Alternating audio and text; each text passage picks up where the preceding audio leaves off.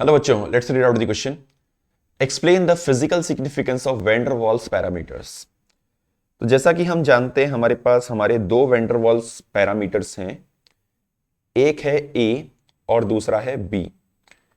ए होता है van der Waal constant for attraction. ए क्या है हमारा? Van der Waal constant for attraction. और बी है हमारा van der Waal constant for volume. Right, van der Waal constant for volume. Right. So A हमें किसके बारे में इंफॉर्मेशन देता है? ए हमें इंफॉर्मेशन देता है कि मॉलिक्यूल्स के बीच में कितने ज्यादा अट्रैक्टिव फोर्सेस हैं। राइट, कितने ज्यादा मॉलिक्यूल्स के बीच में अट्रैक्टिव फोर्सेस प्रेजेंट है। और बी हमें क्या इंफॉर्मेशन देता है? About the size. मतलब अगर हम बात करें, जैसे मान लो कोई एक मॉलिक्यूल ले लेते हैं हम लोग, जैसे मान लो मैं CO2 ले लिया और दूसरा मान लो हमने क्या ले लिया यहां पर N2 ले लिया। ठीक है। सो अगर जिसकी ए की वैल्यू ज्यादा होगी, CO2 की ए की वैल्यू ज्यादा होगी, N2 की कम होगी। क्यों? क्योंकि यहां पर ज्यादा मोलर मास हो गया CO2 का, N2 का मोलर मास कम हो गया।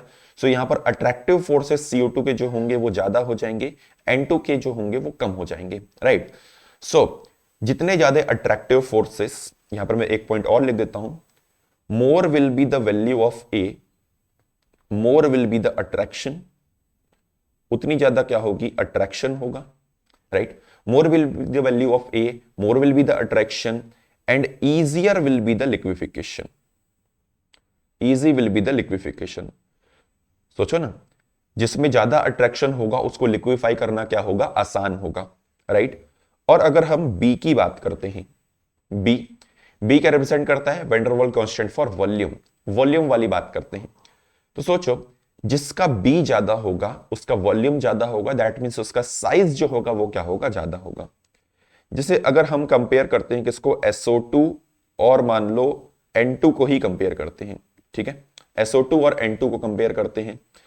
सो यहां पर अगर हम कंपेयर करें तो SO2 और N2 में SO2 का साइज जो है वो क्या होगा? ज्यादा होगा। तो मैं बोल दूंगा कि यहां पर B की वैल्यू जो है SO2 के लिए ज्यादा है, N2 के लिए क्या है? कम है। So A represents attraction and B represents the size. Okay. Now this is the physical significance of van der Waals parameters. Okay. So I hope you understand this. Thank you.